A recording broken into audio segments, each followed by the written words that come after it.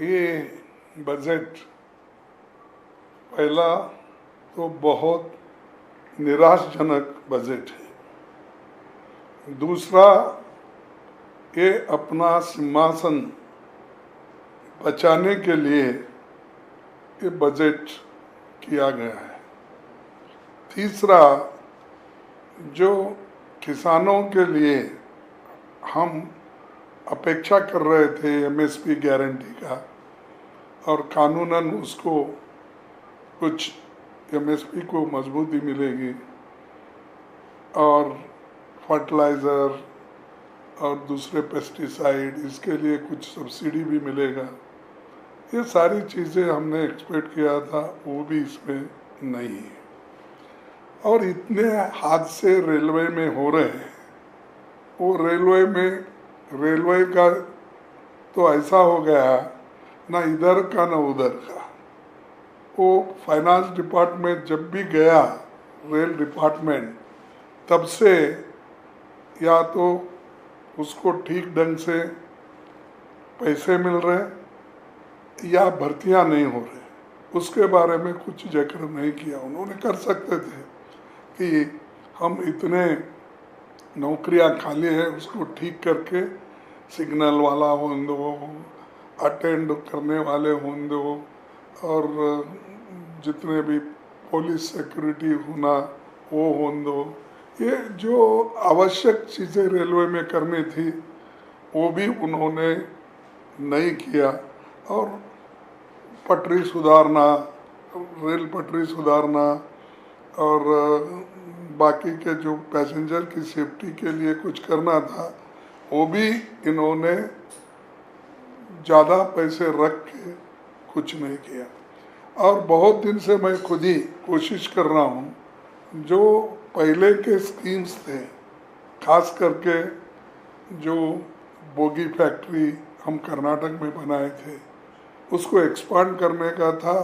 तो अब 10 साल से वो एक्सपांड करने के लिए कुछ पैसे नहीं दे रहे। और बहुत से जो नए स्कीम पहले गवर्नमेंट दी थी और जो रेलवे लाइन नए दिए थे, वो भी इसमें नहीं है।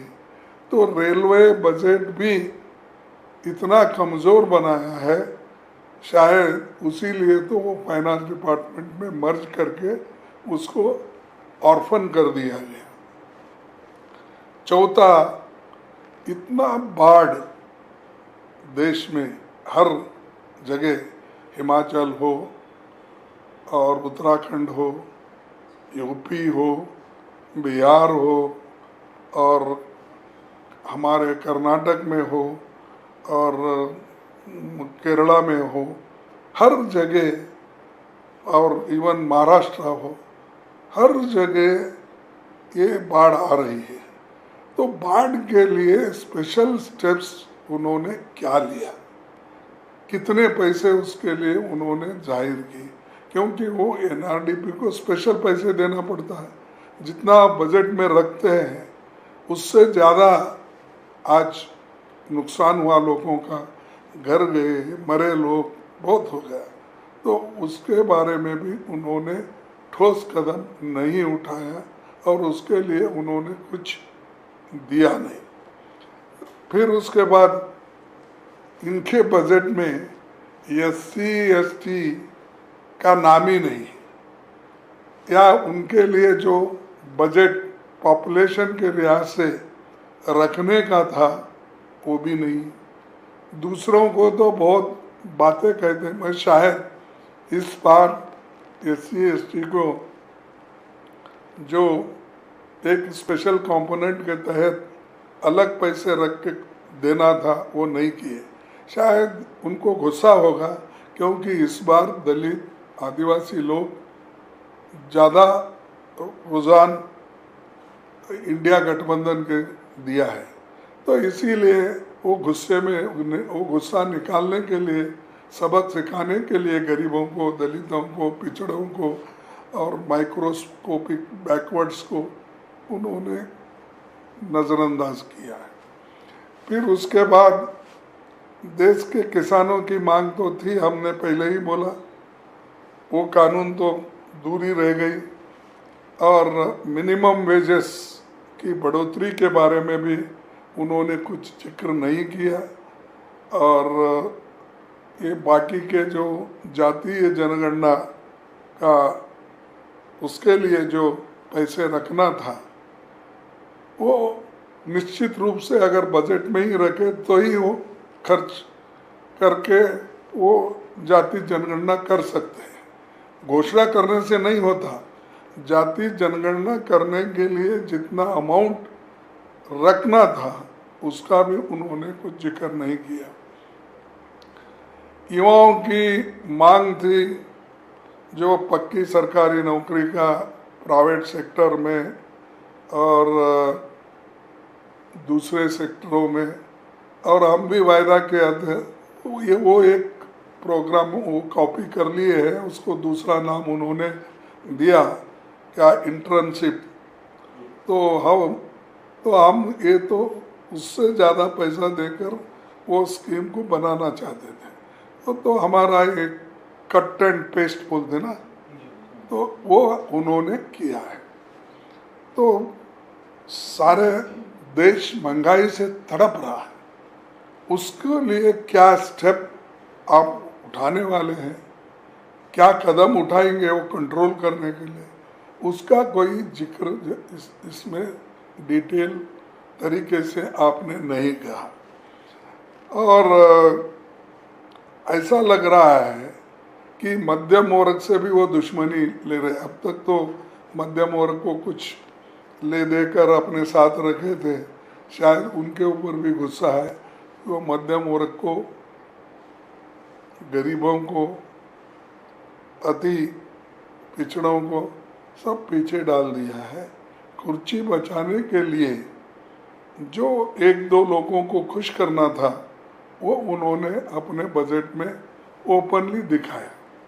लेकिन जो वो तो ठीक है, किसी को मिल रहा है तो ठीक, लेकिन जहाँ ज़रूरत है, मैं उदाहरण के तौर पर करता हूँ कि हमारा एरिया मोस्ट बैकवर्ड है, हैदराबाद, कल्याण कर्नाटका हैदराबाद, वहाँ पर उसको संविधान ने स्पेशल स्टेटस दिया है।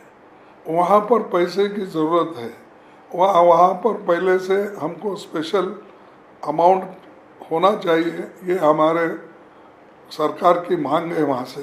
वो भी उन्होंने इसको निगलेक्ट किया, उसके बारे में कोई उन्होंने एक लफ्ज़ भी इसमें नहीं है। ये बजट देखने के बाद ऐसा लगा कि उन्होंने दो मित्रों को खुश करने को छोड़ के दूसरे किसी को भी 140 करोड़ जनता को उन्होंने अलग रखा और दो मित्रों को उन्होंने साथ लेकर कुर्सी बचाने का काम किया है। तो कुल मिलाकर ये बजट किसके लिए है अब बाद में मालूम होगा, क्योंकि एक तो हमने बोला कि दो लोगों के खुशी के लिए ज़्यादा है, और वो उनकी हमेशा क्या है, प्रॉमिसेस तो बहुत है उनके, लेकिन काम कुछ नहीं होता। एक आप ऐसा, एक तो इनके 10 साल के बजट में हमको बताइए कि जैसा मनरेगा जैसा प्रोग्राम हमने किया, फूड सिक्योरिटी का हमने प्रोग्राम किया, हेल्थ मिशन का काम हमने किया, और राइट टू एजुकेशन का काम हमने किया। ये 10 साल में सारे जनता के लिए, बच्चों के लिए मिड डे मील स्कीम, ऐसी सारी चीज़ें हमने 10 साल में करके सारे जनता को समान दृष्टि से हमने किया। अब ऐसा बताओ आप किसको, लास्ट टाइम इन्होंने करोड़ों मकान बनाने का आश्वासन दिया, आवास बना, उसमें अभी भी 50% भी नहीं हुआ, और आगे अब बनाने का आश्वासन तो दिए हैं, तो जब छत मिलेगा तभी लोग याद करेंगे उनको। अब फिलहाल तो वो शायद मैं तो समझूंगा कि वो जो भाषण करते हैं, और मोदी जी पहले की गारंटी तो कुछ नहीं दिए, तो अब इसमें अपनी गारंटी की बात नहीं की है उन्होंने। इलेक्शन में के पहले किए गारंटीज की बात, अब इस बजट में तो उनकी गारंटियाँ दिख रही नहीं, सब छुप गई।